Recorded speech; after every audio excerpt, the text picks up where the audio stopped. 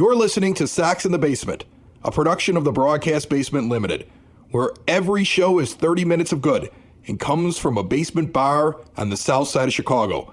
Pull up a stool, pour a cold one, and join us right now for Sox in the Basement. Heard everywhere podcasts can be found, and always at soxinthebasement.com.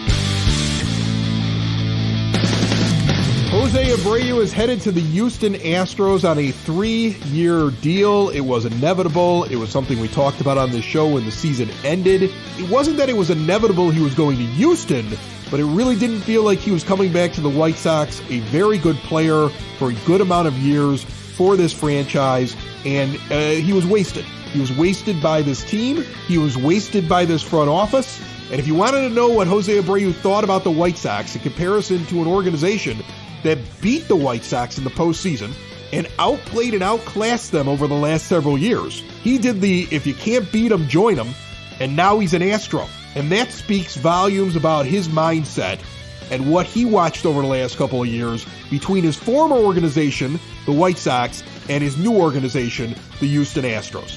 The White Sox made 2 acquisitions since we last spoke. The big one is the pitcher. We'll get into Mike Clevinger here in a moment, Ed, but the one I want to talk about is Jeff Head.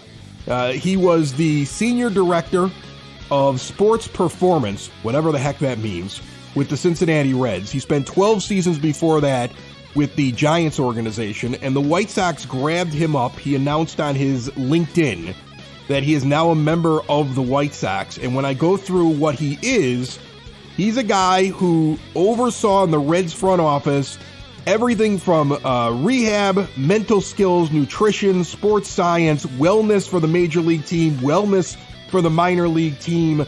He's basically the guy that is the answer to your guys are always hurt, they're never ready to play, and this is an issue. He's the answer. I don't know how quickly he can turn things around, but that's the organization's answer right there. His name is Jeff Head, and he spells Jeff much like the giraffe from Toys R Us with the G, which I always dug. Okay, well, hopefully he's much more than just a Toys R Us kid here. This is one of the things that low-key I've hated about the White Sox the past couple of years. Their inability to keep guys on the field. It occurred to me while I was watching the Bears game of all things, where they're talking about Justin Fields' availability and how can you have a guy that gets beat up constantly be the guy that leads you to a championship? Well, it's the same problem if you can't keep Michael Kopech on the field and on the mound. How is he supposed to get better as a pitcher or become that top-end starter that you thought you were getting in the Chris Sale trade? If Eloy Jimenez is constantly on the shelf, how is he going to be the leading hitter on this team the way they need him to be? If Luis Robert is constantly on the shelf, how is he supposed to break out and become a superstar? You can't do it if these guys get hurt, and they weren't getting hurt. The Sox haven't been getting hurt in those like big catastrophic ways of somebody gets hit on the hand and breaks a key bone in their wrist or something like that, or Danny Mendick had the collision at least, but a lot of it just running down to first base and a muscle gives. Think about Nick Madrigal's injury. He just destroyed his leg running.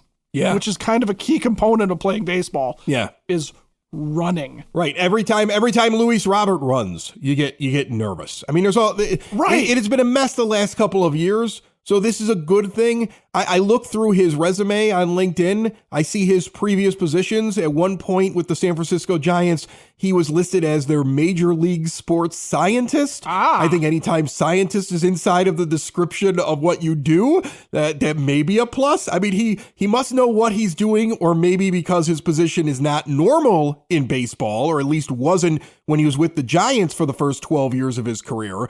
Maybe they just couldn't come up with a good enough title. If you're looking for a basement scientist, then you want to go and reach out to Family Waterproofing Solutions. They're going to keep water out of your basement, protect your foundation. They are available 24/7, and they give you money off if you mention Sox in the Basement. Give them a call, 708-330-4466. Your basement's best defense is at familydry.com. All right, Mike Clevinger joins the Chicago White Sox. And the deal is reported for $12 million in 1 year, according to Jim Bowden. That is the latest tweet that has details on the contract. I want to say that on Sunday, it was at least a year and more than $8 million. Now it seems to be just one guaranteed year at 12. I really, really hope there's an option year in there that has not been discussed, because it's strange to me to take a budget that was declared by Rick Hahn. And we've talked about it. It was initially reported in The Athletic by James Fegan, who's been on this show many times, that the White Sox, after having a $196 million payroll on last year, were looking for an opening day payroll around $180. They were sitting at $173 million. They non-tendered a few guys, including Adam Engel and Danny Mendick. They were expected to come in at around $171 after all the arbitration. And now they give $12 million to a pitcher for 1 year. That puts him over at $183. They could literally be done spending money at this point in November. They could be done, or Rick Hahn is playing possum. First, you got to decide what you believe there. And secondly, you have to ask there's a lot to ask. First of all, where does Clevinger slot? How good is he? I want to get into that. And then I also want to ask the question, why are you signing a 1-year deal with a pitcher when you know that Lucas Giolito is probably bouncing next year? He's either going to have another bad season, and then what do you need him for? Or he's going to have a good season, and he's going to enter free agency. And you also have the Lance Lynn $18 million option that pops up after this season as well, where you're going to have to make a decision on it. You could theoretically have 2 pitchers of the 5 that are currently listed as starters opening up 2024 for you after the 2023 season. So a 1-year deal is the first thing that sticks out to me and makes me concerned. There's 2 things about that. First is, you're right. It's a little bit weird when you're talking about sustained success, Rick, which, that was his mantra, was trying to build sustained success. And here we are going with a 1-year deal that maxes out his apparent budget, right? So it's weird in that sense. Now, Jim Bowden, I'm not casting aspersions as you and I are sitting here. I don't have any other information. Maybe there is an option there, but Clevinger is also looking maybe at a prove-it deal, right?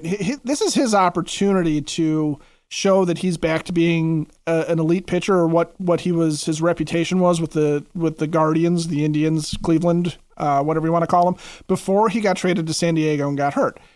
So he might only have a 1-year deal in mind, okay? And just sitting there saying, I'm only going to sign a 1-year deal. He's not going to rule out staying here, but he isn't going to lock himself down. And this might just be the guy that Rick Hahn really, really wants. And so he went on and got it. Now, I'm not saying that makes it okay, but that may be part of the impetus for there being only 1-year deals. Clevinger might have just said, this is all I'm willing to do. I just don't know that the White Sox are in a position to do that. Like you said, knowing that amongst the pitchers that you lose next year, Lucas Giolito comes off of his arbitration, so he's a free agent.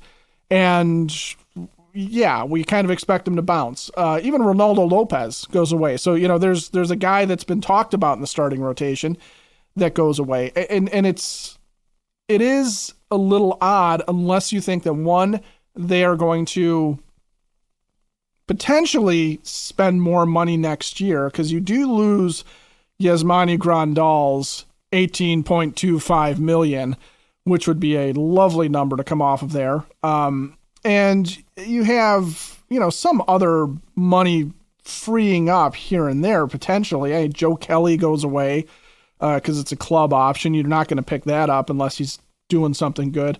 Jake Diekman mercifully goes away. So there's money that's coming off the books next year that you could use to, say, take Mike Clevinger and give him a raise if you want to keep him around, or to use that money to go out and spread it around and say, okay, I'm going to rebuild on the fly.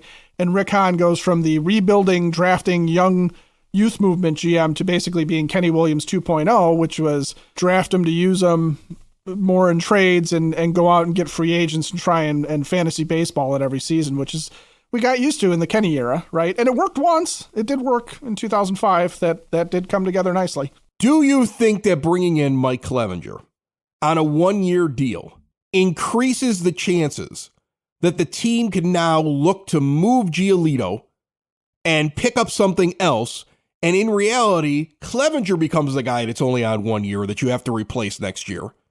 And after you move a Giolito, you possibly pick up a pitcher that's under more control, or at least replace enough things with your positional players in that trade. Find pieces that you're looking for. So we replace his production in 23 with Clevinger, and it gives us the flexibility to move him now, and that probably around $11 million in arbitration he's going to get to pick up pieces that we can't get otherwise in a trade where major league player, a pitcher in Giolito, moves for other major league pieces that we need for this year, and then we're still in the market for one more pitcher. Do you think that that's possible? My knee-jerk reaction to Clevinger being signed was that here's the depth in the starting rotation, right? That allows you, if you're going to stick with this group, to do a couple of things. One is put Davis Martin, for example, into the reserve, that sixth starter mode where we know he's going to have to make like 10 to 15 starts anyway because these guys can't stay on the field. The other aspect of it was, okay, this does free up Giolito for a trade. When I'm looking at Rick Hahn making trades, I am not looking at Rick Hahn picking up highly touted guys. I'm not looking at game-changing guys. I think Rick Hahn, if he's going to make a trade of a Lucas Giolito, is going to look for example, a 0-1 WAR major league outfielder, a guy that could be either the fourth outfielder or maybe a platoon partner for Gavin Sheets or something along those lines.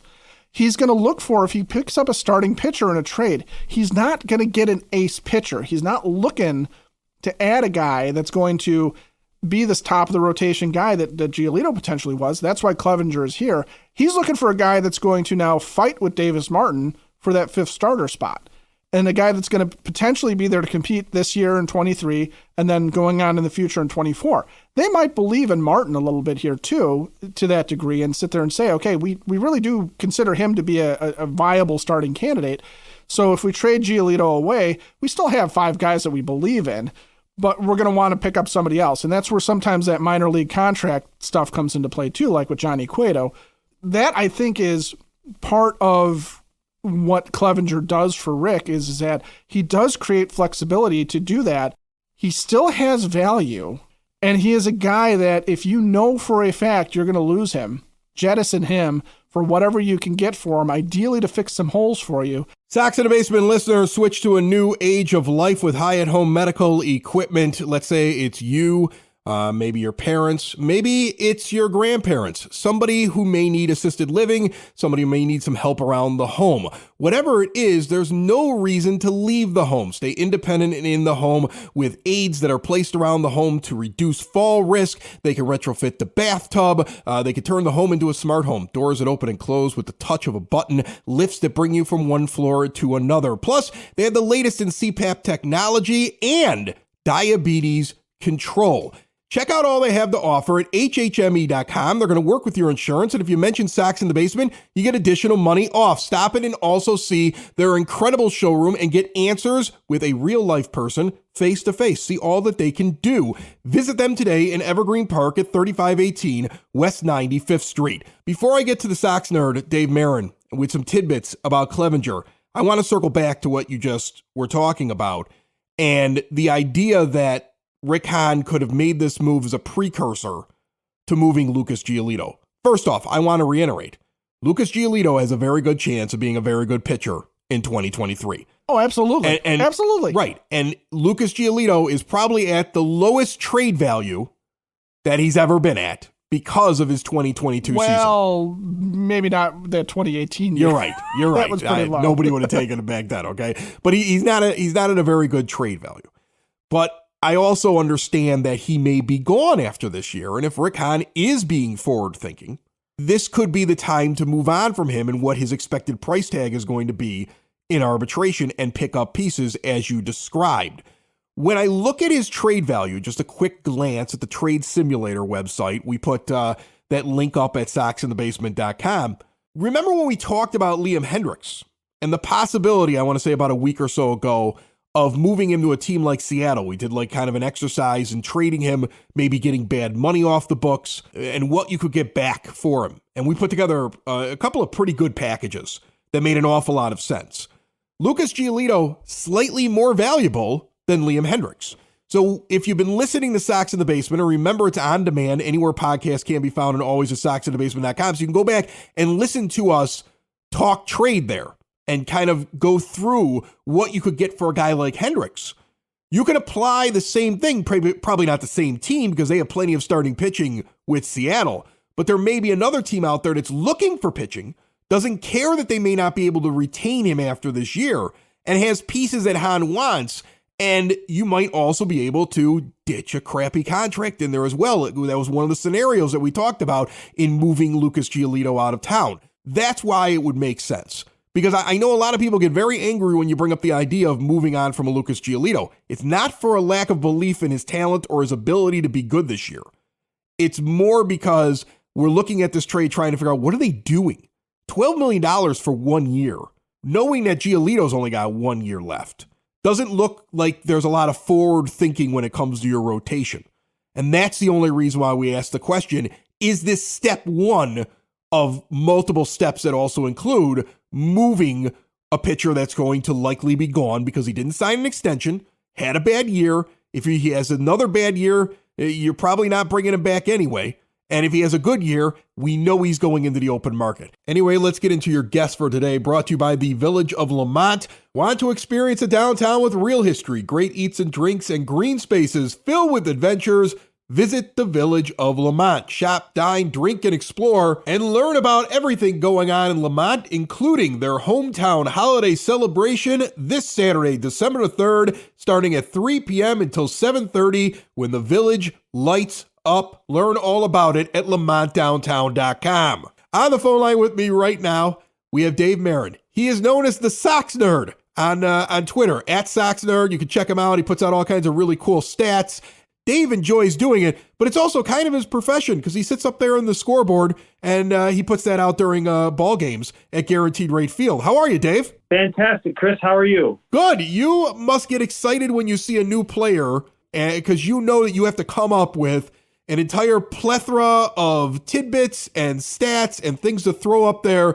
And so you must be kind of pumped to see a Mike Clevinger show up. You must know a lot about him as well already because he was pitching in the AL Central for the majority of his career so far. What did you think about the move? Well, good. I mean, he's accomplished. He's got a lot of, and you're exactly right. I was working on a blog which usually parlays itself to information that winds up on the scoreboard on Clevinger. So, yes, I do have a lot of information on him. I think it's great. I mean, you know, he's stable, he's accomplished, and, you know, he brings a lot of good numbers with him, especially against the American League Central. And that's one thing that really struck me when I was doing a deep dive on him is he's very good in the division. He's death on the Kansas City Royals, which I thought was kind of funny. I'm wondering if the new manager was like, hey, I'm sick of facing this guy. Let's get him. Grifol, who's, you know, with Kansas City for all those years. He's 9-0 against Kansas City, which is the most wins with no losses ever against the Royals. And his ERA is 1.98 against the Royals. Overall against the Central, he is 26-10 with a 2.63 ERA. And factoring in the White Sox, that number is 21-8 with a 2.71 ERA. So he's very, very good against the Central. And I'm sure that's probably part of the reason why the White Sox signed him, because they saw him all those years with Cleveland. And I also believe that whether or not you care about how he left Cleveland, just the fact that it was messy. Yeah. You have to imagine there'll be a chip on his shoulder, right or wrong in his mind, when he faces his former team because of how everything ended with his former team. Is there anything that stands out, interesting little tidbits, stuff you could share that would ease the mind of a fan that says, okay, this guy coming off of surgery didn't have his greatest year last year, although he did still keep people off base pretty well last year. What do you say about Mike Clevinger right now that might ease the mind of somebody who's nervous about him joining the staff? He's a winner. I mean, he's never had a losing season. One thing that I did find interesting about him was that, and maybe this won't ease people's minds, but he's really good the first time through the order. The second time through the order, okay. And then the third time through the order, it's probably time to get him out. So that makes a lot of sense. When I looked at his 2022 stats, I think he only pitched 6 innings twice in the last 2 months of the season. And he had a little run there in July where he seemed like he was on fire for about 3-4 starts. And I didn't know whether or not to chalk that up to first year back after Tommy John. Well, the first time through the order in 2022, the slash line was 178, 249, 339. The second time through, it was 246, 304, 389. And the third time through, it was 306, 407, 625. So I'm sure a lot of that has to do with stamina. And I'm sure that there's going to be, coming off the surgery and things like that. The Sox are banking on the fact that he's going to get stronger. So I found that really interesting. And then another thing I found interesting, too, was that there are some players on the White Sox who are probably really happy to see him here because he was, and we were briefly talking about Abreu before, but Moncada is 1 for 15 against him. Tim Anderson is 3 for 16 against him, and Eloy is 2 for 12 against him. So those guys are probably really happy that he's on their side. And when we were talking about Abreu was hitting only 222 against Clevinger, and he struck out 10 times against him. And the only guy who struck out, active player who struck out more, is Miguel Sano of Minnesota, or formerly of Minnesota. So he's had his way against the White Sox. You mentioned Jose Abreu. The news also coming out that he has moved on, off to the Astros. If you can't beat him, join him. How do you feel today after seeing a guy who was a staple on the White Sox leave? Well, as we discussed, we weren't. This isn't surprising, and yeah, I'll miss him because he was very good for stats, and he's one of those guys that had such a great track record with the team that it was always easy to put something up about him. So from that standpoint, I'll miss him, and I think most Sox fans will too.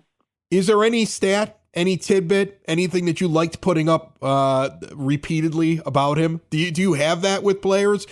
The thing that I liked about him, he was linked with so many people in White Sox history. So no matter what stat you put up about him, he was linked to someone, whether it was, Frank Thomas or Paul Konerko or, Shoeless Joe Jackson. But the one that I really liked to put up was listing the players who had also won the Sox players who had also won the MVP award. So, maybe not once a game, but, every other game I would just put up, joins Nellie Fox, Dick Allen, and Frank Thomas as White Sox players to win the MVP award. And I think that, that really showed his true value to the franchise. And you're right. I do repeat a lot of stats, and someday that'll be a great show about some of my favorites. But yes, the audience does change every game, which is really beneficial to me because, I'm coming up with different stuff. But yes, there are stats that I really do like to repeat. And then when the game's a blowout, sometimes I get a little wacky and I'll put up some stats that are a little bit even off the wall for my standards. But I will miss Jose and his body of work. So on Twitter, you're at Sox Nerd. It's very easy to find you. Is that the best place for people to find the blog? Because I'm sure not only would they like to read more about Mike Clevinger and what you've uncovered so far, but I'm sure that you'll be putting something out on Jose Abreu. I can't imagine that you won't be. Yes, I had already put up, I'm doing a player-by-player alphabetical review of every 22 member of the 22 White Sox. So I'd done him already. I reposted that. I will be posting a blog on my WordPress blog about Mike Clevinger. That should be up when this drops. So I'm just on WordPress, Sox Nerd on WordPress. And then you can also just access my blog via Twitter at Sox Nerd. So, yeah, that's where it all is. Dave Marin's the Sox Nerd, and when you're sitting in a ball game and you see something interesting up on the scoreboard, he most likely put it up there for you, and he's nice enough to jump on Sox in the Basement from time to time. Make sure you check out his blog. Follow him on Twitter at Sox Nerd. And Dave, we'll see what happens next, man. I think it's still going to be interesting going forward here. Mike Clevinger joins us, and Jose Abreu officially leaving the White Sox. Thanks so much, my friend. Thank you, sir. Nice chatting with you.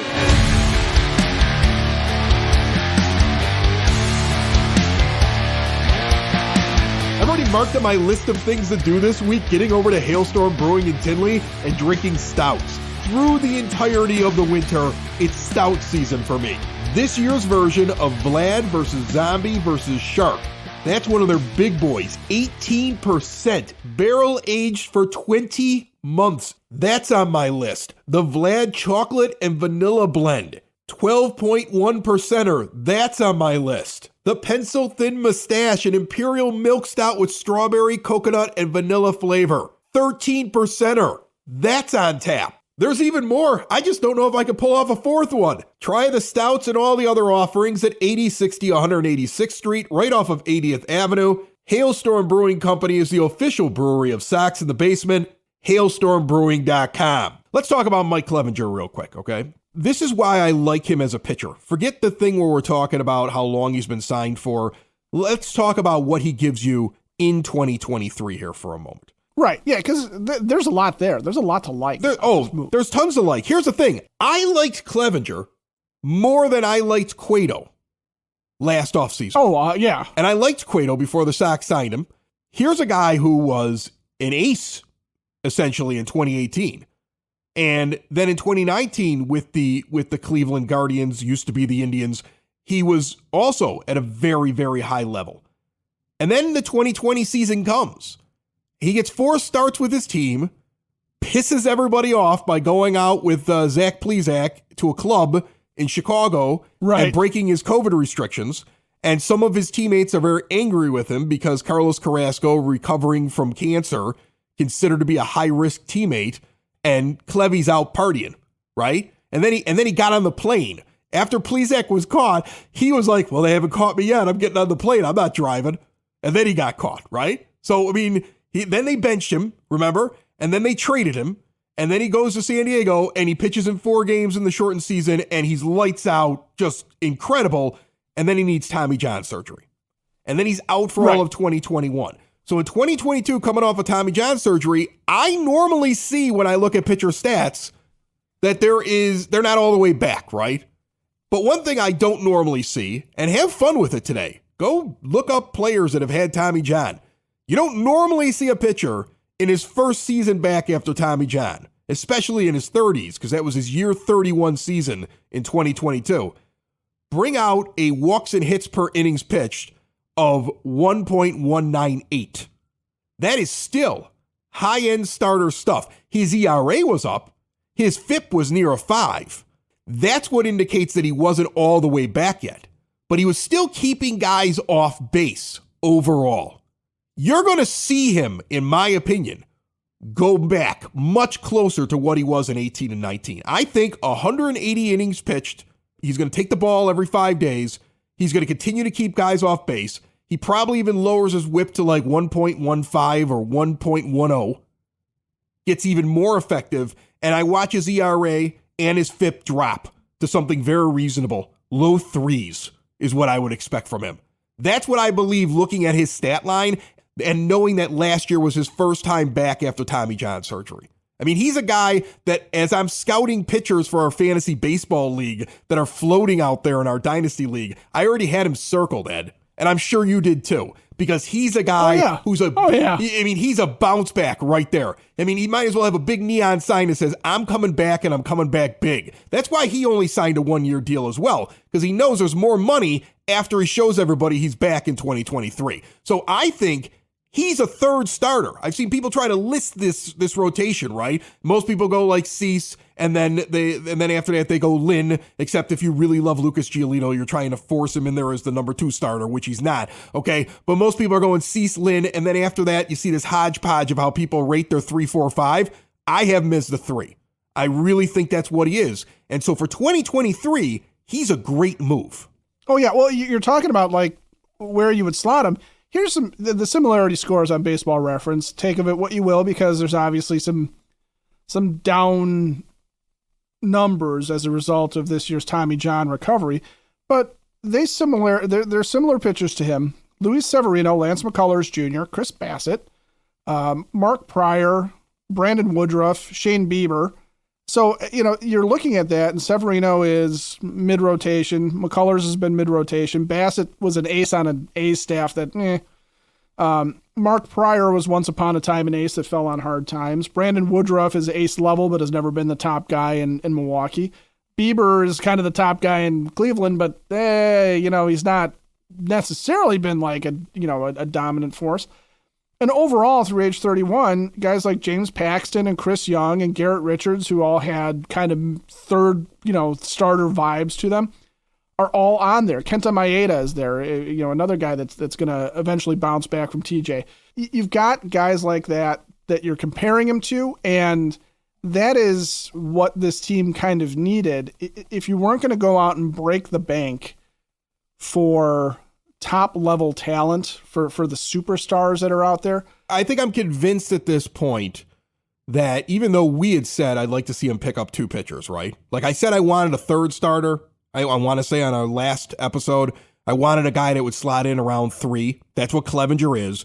And then I wanted a guy that you could sign that would be like a floater, like a Vince Velasquez guy, right? Like somebody you could put in the bullpen, but then could also start. One of those guys I think you could still do, okay? Because just having Davis Martin and saying, okay, that's our backup plan, I think that's a mistake. And I don't think Jimmy Lambert and Garrett Crochet or any of these other names that you hear about, well, they could do both. I don't think those guys are in the cards for what their plan is. So I think there's still one more, but the priority now clearly flips over to position players. And again, if they have maxed out what they're spending, a trade is coming. I believe the White Sox, if they're going to make a trade in the next 2 weeks. You have to get something, okay, before Christmas, I'll say. I'll even give them a bigger window. I think they get something done at the winter meetings if they're getting something done. You have to get it done now, because after the trade is done, you may have money that frees up and you may have to go and replace something that you traded away. And you've got somebody earmarked or a couple of guys earmarked that you would bring in to kind of fill things out after the trade is made. I would imagine Rick Hahn's got a couple of ideas and a couple of people he needs to go see now at the meetings, and then he's going to try to get the trades done. If nothing comes out in the next couple of weeks, then I would start wondering whether or not anything's going to happen. If you're going to make a trade, you want to strike quick here now before free agents start coming off the board, in case after your trade is made, you have more flexibility and there's somebody that you want to target afterwards. It's going to be really interesting over the next couple of weeks to see what this team does. Sox in the basement. Sox in the basement.